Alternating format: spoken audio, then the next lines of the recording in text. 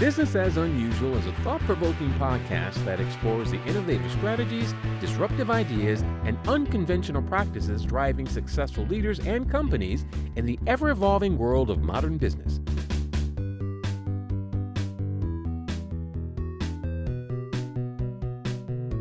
Subscribe, comment, and share for weekly inspiration with our host, Aisala. Hi, I'm Aisala, and welcome to Business as Unusual.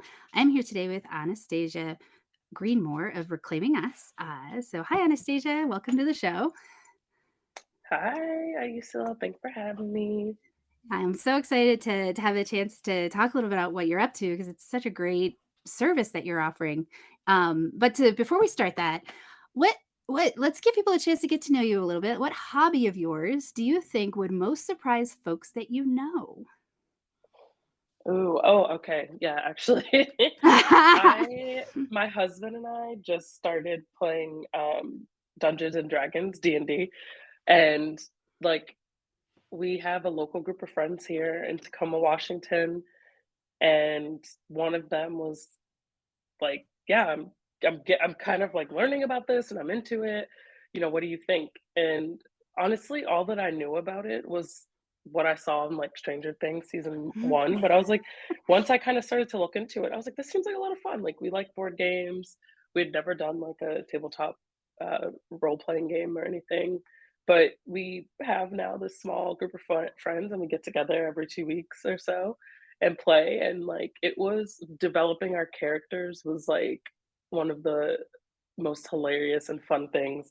It just brings out like creative energy in a whole other way. So I think that would be pretty surprising to most people that know me well. hmm That's awesome. I actually am a huge D&D fan. I used to play with my kids when they were little, so it's like a Oh, I love great way. that. Yeah. Yeah. No, it's a great way to imagine yourself in a different way, or to Yeah, give yourself the exactly. space to try on different ways of being. So that's awesome. I'm glad you guys are joining the Geek Squad. Exactly. And I have to say, I went with a dragonborn character, so I'm like I'm not human. And yeah, it is just this interesting way of like testing like these ideals that come with picking this character, and like how does that match what you believe in real life, or is it a way to like act out someone you would never actually be? So hmm it's really cool. Yeah, 7 foot dragon humanoid character. Yeah, So, I've played a dragon board. My dungeon master, the person running sort of the yeah. story, I speak German, and so I tried to make it. We were doing something where we had to speak dragon, and I did some kind of weird click thing with my mouth, and he was like, "Don't ever do that again." So then I just started speaking German. So in our game, draconic is German. It's just what we've decided. They're pretty much the same thing. Yeah, I've tried on a few accents for my character, but no one's really into my accents. That's awesome. So now, yeah, for now, Nizara is just Yeah, gotta, that's fantastic. American accent. Thank Yeah. you. Well, I hope you have lots of fun with that. And I'm sure that will anyone that follows me is generally going to have some awareness of geekiness. So, um, so what about reclaiming us? Tell us a little bit about that. We'll get into more details, but you've started this organization, Yeah. and what's up?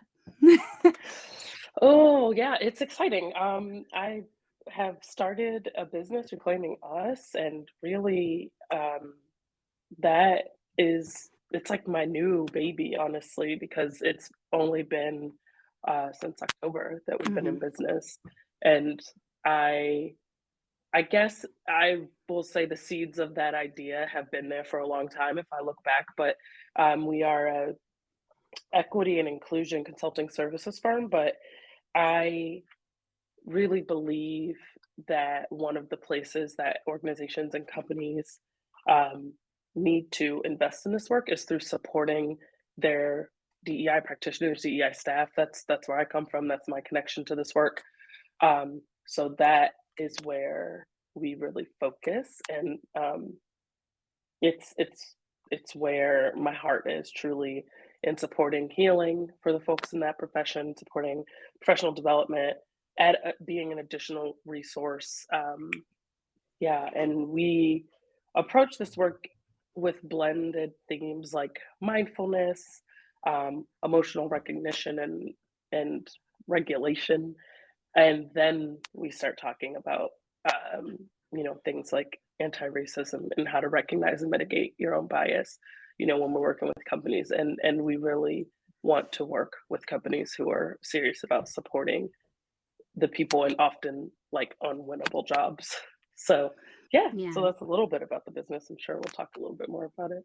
Yeah. No, and I think it's such an important awareness that you're bringing to the work, is that the people who do it often are put in a position where they are sort of doing the work of like three people and rarely get a lot of real like substantive support. Like they'll get a lot of sort of like, that's so great, you're doing it.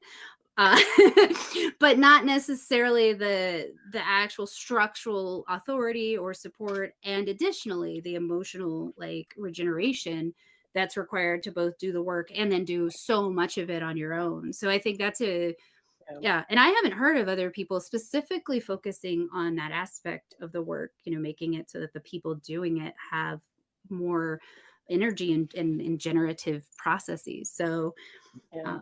I'm curious to see, well, I guess we get into that more, but like in terms of receptiveness, uh, so far, have you seen folks that are understanding what you're talking about? I mean, I'm assuming other practitioners do, but do the companies get it? Yeah, I think so. Yeah, so, primarily, when I started this work, because I had most recently been in the tech industry, that's where I saw the biggest need. But it's been really interesting as I'm talking with nonprofit advocacy organizations, as I'm talking with other companies in other industries, they too do see the importance of this. And I think when there's alignment, right? Like, not everyone is going to want to invest in this way, um, and that's okay. But because I don't think, um, I think if companies aren't ready to make that type of investment, then they're not ready to work with me. Yeah. So yeah, I think people are receptive. I do think there's work to do to kind of have this conversation in a bigger way so that people get it. Mhm. But I think something you said, it's just so true. Often folks in this job who are often already in a historically marginalized identity, or maybe multiple of those, are expected to carry the work of what should be a full-on organizational wide strategy. They're expected to do multiple jobs, often with limited resources, often with no path or mentorship or sponsorship above. And so it's unlike any other position in an organization. And because it's like often no one else internally, or a limited amount of people are doing it with you, alongside you, there tends to not be a lot of helpful, constructive feedback that can help people develop in the ways which they want, or get any sort of course correction on if they're achieving, this massive job that they're set out to do. So, not only I want to support practitioners directly and through working with them, but I also um, have an offering where I work with leadership teams to help co-design a program that really takes into account the full scope, the mission of the organization, the business, whatever type of organization it is. Um, this can not only be on, if there is a DEI practitioner, this can only be on them. And if Mhm. there's not, that's where I'm working with leadership teams and diversity councils and things like that. So it's been pretty energizing. Yeah. I mean, my own experience is that if it's not embedded across different, uh, teams in the company, then it can get stalled out or, sort of disrupted. And I think the other piece, and I see this a lot in terms of companies they'll lose track of the long term. It's sort of penny wise, Yes. pound foolish, where they for whatever reason they get the sense that this is important to invest in, but they don't really comprehend Yeah. the benefit to their bottom line, right? Like, and I know that that sounds cool, but I mean, that's really when you're dealing with a Yeah. company, that's what they care about is the benefit to their bottom line. And it's a convenience that it's both humane, correct, and ultimately benefits the bottom line because it reduces turnover, it increases innovation and efficiency. Like there's so Right. many of those Right. practical businessy, results. Yeah. But because they're not immediate, I sold a widget and I made 50% profit or whatever. There's that like education piece. So how do you have Yeah. a process by which you educate folks on that, or how does that show up? Does it? Is that a Yeah. bad question? I don't know. No, no, no. It's not a bad question. It's a question I need to think a little bit about, because I've seen that pitfall so many times in different organizations where it's like we start to look at these, I'm going to call them small wins for lack of a better word, and we lose sight of the bigger picture. Like, and the reason I talk about this work with like equity first is because the big picture in creating a new system, designing a new system that truly works for the people you're trying to attract, for the people you're trying to retain is the goal. So, yes, I do have a process that I think works. Time will tell. I think this is long-term work, but it's not I won't say what it's not. I'll say what it is. So it is sitting down with I need to sit down with leaders of all levels, right? And there has to be a co-design there, right? Like, what is important for your business? What does it look like to um, have a transformation? We're not trying to put a band-aid on the old system that left so many out. What does it look like to create a new system? Like, let's think outside the box here. Like, because I came from tech, these companies are innovating on things left and right, and then are trying to apply checkbox tactics to something like equity, Mhm. and that's just not going to work. So really having a process through which we can look look way beyond what like hiring percentages or whatever that might be, and talk about what does a system look like that actually includes the folks that you are trying to. And I don't think that's not the level of conversation or investment I've seen. A lot of times there's this massive disconnect. There's like, okay, we hired this person and go. And then the Mhm. leadership team might be having buy-in or engagement, but they really haven't gone through a process themselves to, like you said, embed this throughout the business strategy or the organizational mission strategy, and are often not asking the bigger questions there. So, Mhm. um, the very long way of answering your question and saying like, yes, yes, I do have a process.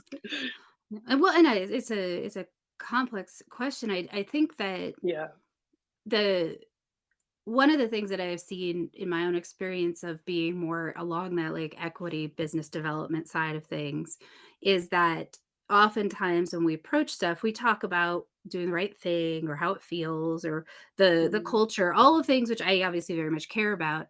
But I've recognized that, for a lot of businesses, really it's that bottom line, right? And so the reality is these things are also very bottom line beneficial.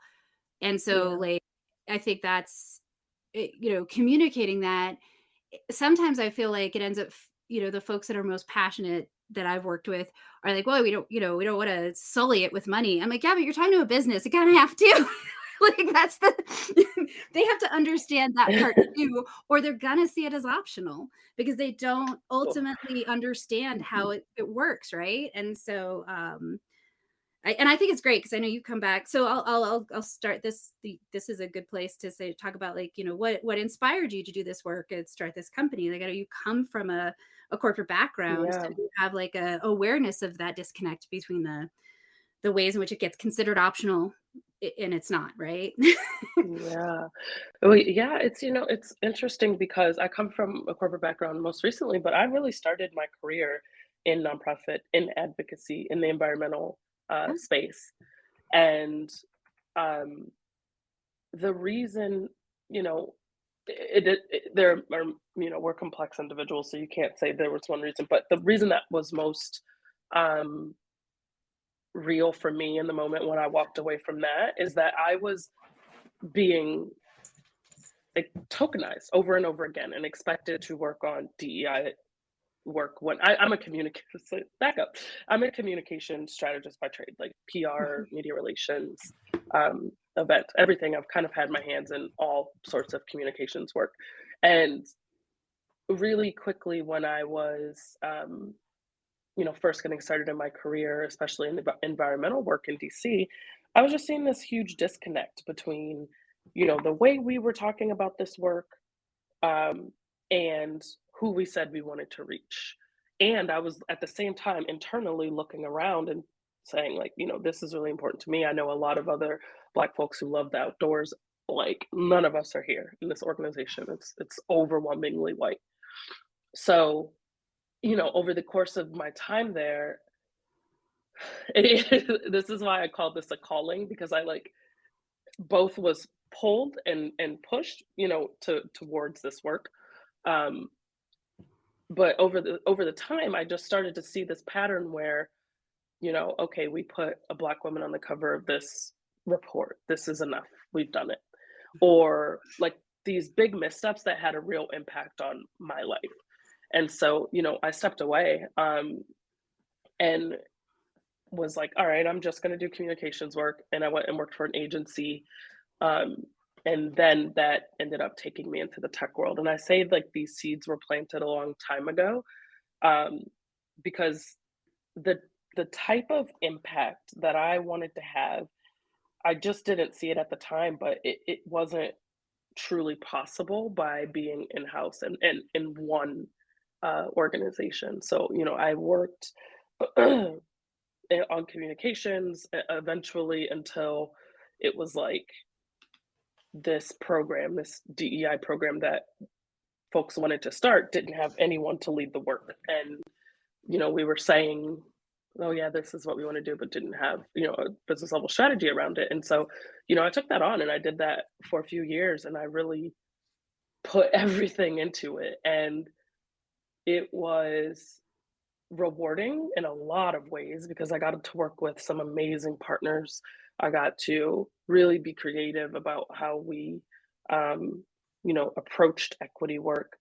And then at the same time, I was that person who was looking around for peers, who was looking to collectively approach something that's not a one organization or one business problem. I was looking around and saying like, where's the support for me? Because I'm struggling. Like when I have had a tough day or when I want to run something by someone, like I have no one internally or otherwise, really. I have friends, but they don't necessarily do the same work I do. So when I took a step away, I didn't know yet that I was going to start a business. Like I Mhm. was just like, I am burnt out. I am tired. I'm exhausted. I have given all I could to this.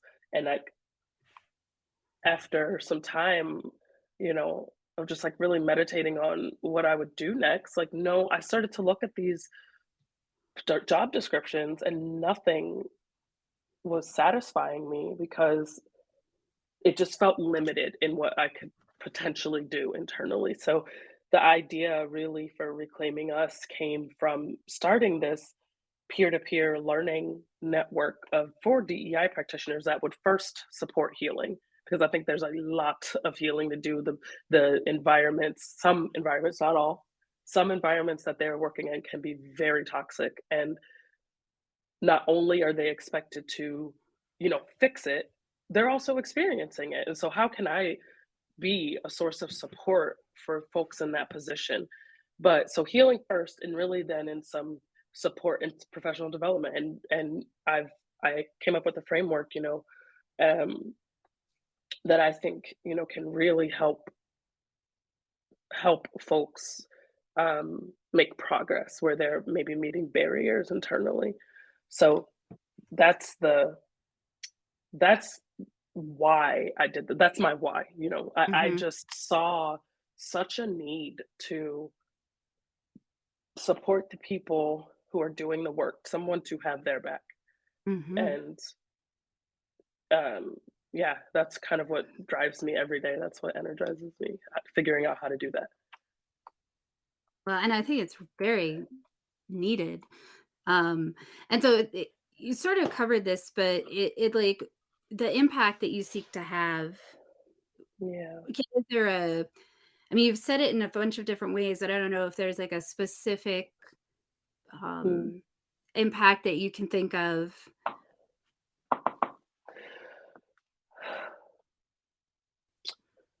It is this idea really that there has to be a better way to do business.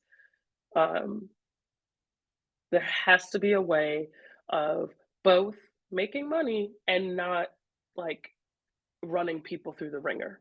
Hmm. Whether that's, anyone in your employee population or folks of like different historically marginalized backgrounds, because like they are experiencing additional stress in the workplace. There is no doubting that. So I believe in a future where business can be done in a way that benefits people, like, and it can be done in a way where we don't have to talk about a pipeline issue. You know what I mean? Like, so there's that. And I think the goal really is to restructure the industry of what DEI offices or chief DEI positions looks like. Um, Hmm. that's the impact I want to have. I want to be having a different conversation. I mean, it's about time, right? It's sort of like really like I understand the folks that have been doing this work since the 80s, and they're like real seriously, Yeah. and it's that systems are built to protect themselves. So we're gonna, I like that when you're saying we need to not put a band-aid on the problem, but actually move away from the harm Yeah. and create like a less harmful way of doing this. Um, so when you're successful, because you're going to be, what's going to be different in the world? What's the future of business when Reclaiming Us has disrupted and transformed everything? Ooh. Um, I think about this a lot. I think about my daughter. I'm a mother. And I think about her not having to even be aware of anything such as a glass ceiling or anything such as like diversity metrics, because like that is, I just feel like that is a conversation we just have to move beyond and do. We have to do the thing. And so, the future, I hope, is one where my daughter sees leaders that look like her all across leadership, like all across the boardroom, all across literal boards, nonprofit and otherwise, all across leadership of our countries. And that is just like, it's nothing. It's like I want it to be so common that it doesn't even like, because when I see, I guess I'm still of the generation that like, I mean, I barely go into a workplace anymore, but I remember, when I was working in an office, I would walk in, look around, and if I saw another Black person, I'd be like, "Oh, hey," like Hmm. because we were like, you would think that we just did not exist the Hmm. way these offices are, the way these workplaces are, and that's rough. That is rough. So, I want a future where my daughter feels like that is not even. I guess I want a future where I don't have to do this work anymore. Hmm. You want to work yourself out of a job. I like it. Apparently. Right? Because wouldn't it be great if we could spend our innovation on something other than stop harming people? I don't know. Yeah, like, humans have inherent dignity and, like, there you go, like. There you go. Yeah, no, it's beautiful. Kids inspire that kind of commitment. It's like, oh, I want to try and give you something a little bit better launching pad as much as I can. Yeah, yeah, yeah, they really do. What's the best advice that you have? I think a lot in this world would be better if we all looked at our relationship with self-compassion. Okay. Um, I'm a really big fan of Kristen Neff, the researcher. She's put out this inventory that anyone could do. I think it's on selfcompassion.org. Um, and I say that because the ways in which I think internalized oppression has a massive impact, right? Like we start to believe these ideas about our worthiness because we've been absorbing them. And I don't care what your identity is. If you live in this society today, you have absorbed Hmm. some messages that you are not enough. And I believe that belief in that makes us treat people like crap. And so the advice, I guess the advice or that I would give is to practice your own self-compassion, because I think if our relationship to ourselves is a little bit kinder, we would find it a lot harder to be so disgusting to other people. Yeah. No, I So think that's that's really true. It's hard though, right? Like a friend of mine does a lot of like work with professional women around that sort of finding ways to center themselves regardless of their environment because of how difficult it can be in those systems. And one of the things that uh, I see with that, like some people say, oh, self help. And I'm like, the reason we need all of this support, coaches, self help effort is because all the messages that just automatically come to us are yeah, usually about telling us we're lacking something because someone wants to sell us something. And yeah, so, I mean, that's not the only ones, but that's a lot of like what we, deal with yeah, advertising, right? Like you're incomplete because you do not have this specific thing. And so yeah. we have to seek out things that counter that constant barrage, or we can. I mean, I think we do absorb it, like you said. I'm excited to check this link out, but That's amazing. yeah, no, That's I think it's really amazing. true, right? Like that, you have to constantly counter that, and that's a lot of what you're talking about too. Like the practitioners, I think, in those businesses, they're sort of entrepreneurs in a corporate environment, starting a business that no one else is really seeming to get on board with. Like that's a very Oh difficult my course, goodness. and the messaging that they're getting is going to be super, at the very least neutral, right? And so they have to have a Yeah. place where they get the kind of messaging that you're going to offer. That's like, here's how to embed it, or here's how to show the structure and framework that's successful. Um, and Mm, you feel overwhelmed not because you're not good enough, but because you're doing 3 jobs as a startup in a corporate environment. mm. Yeah, and I think about honestly, you saying that makes me think about, towards me making the decision that I had to that I could no longer do the job I was doing. It was because I was internalizing so much of the resistance I was receiving in my inside my organization as well. Obviously, I failed. I have failed something here because this isn't working in the ways that I want it to work. And, part of what I did when I took my break, took my pause, was a lot of work around self-healing and absorbing a lot. So to your point, that is something that I want to bring to other DEI practitioners, because like my anger level was so high. I was so angry and in this like space of self-righteousness. And those were not that doesn't live that doesn't help me live into my intentions. Being in a space where I feel like I'm right and everyone else is wrong, and like being in a space where I'm angry and like it was a rough place to be in. And I think we talk about burnout a lot, but like what that actually looks like in practice, yeah, Mhm. it's not good. Right, and setting people up for burnout. Like, I mean, Yeah. Yeah. there's no one else there's very few people in a company that, especially a bigger company, that have to do as much with as little authority and resources. And I'm generalizing, but just my observation of Oof. how I've seen Yeah. DEI show up. It's, you might have the same title, but you don't often have the same resources, authority, support, and even like structural minimal engagement. And so of course, like you look at someone at your level and you're like, wow, they're doing great. And your first thought is, why am I, must be me, because you're not gonna like think, well, I'm maybe being, Right. intentionally or unintentionally, well, maybe sabotaged.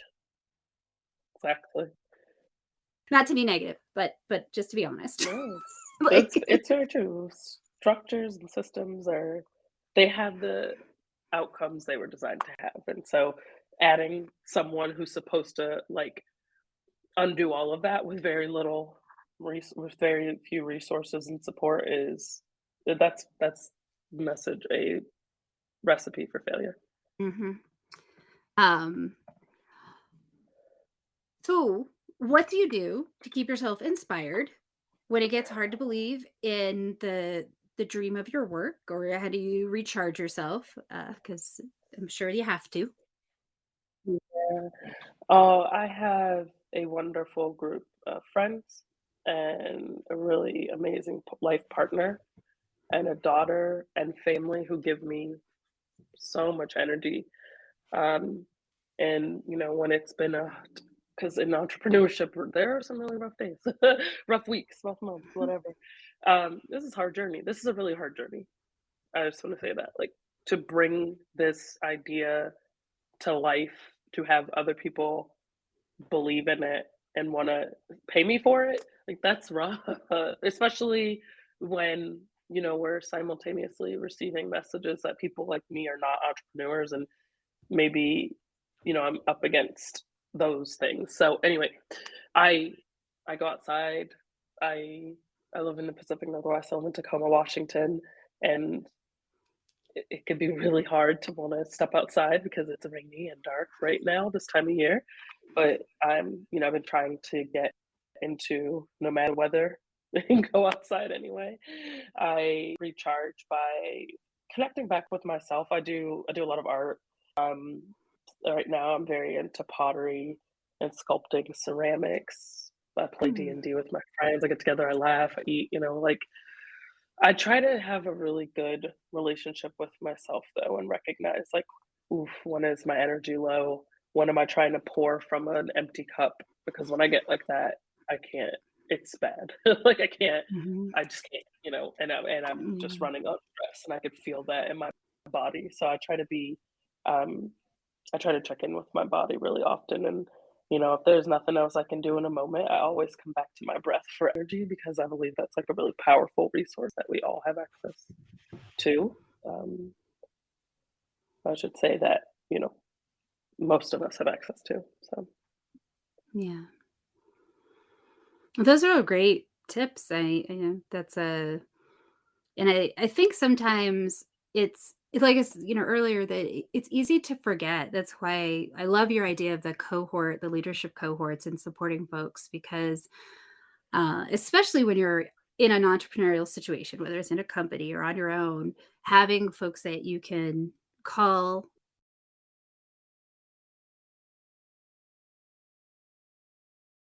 because you just can't. Sometimes you get in your head and everything feels important, right? Like you don't know how to pick which thing is first. we all need that kind of like external sounding board sometimes because, yeah, there was just so much isolation, I think, in my roles.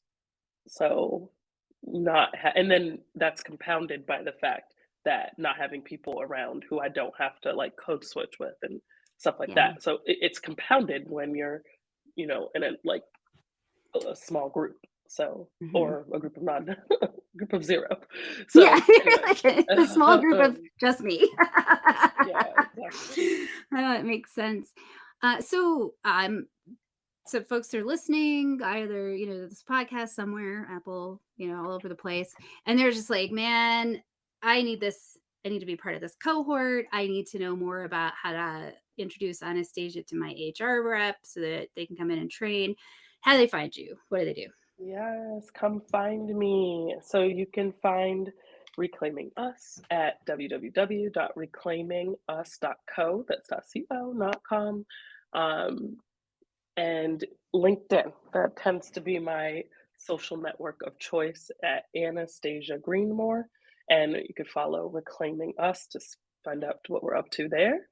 on LinkedIn. Yeah. Awesome. Well, And I I'm have an so Instagram, and once I do you figure use out how it? to use it, no. But I Right. am Reclaiming Us Co. at on Instagram, at Reclaiming Us Co. So if you love supporting mission-driven work and you wanna help me do social media, holler at me. So reach out. Wonderful. Well, thank you so much. And I look forward to hearing the throngs of people that have emailed you and say they've listened to the show. And actually, I'm really excited to hear what you're up to because I think it's going to be a fun and exciting journey. So, Yeah, thank you so much. Thanks for having me, and thank you for, the work you're doing to platform folks doing good in this world.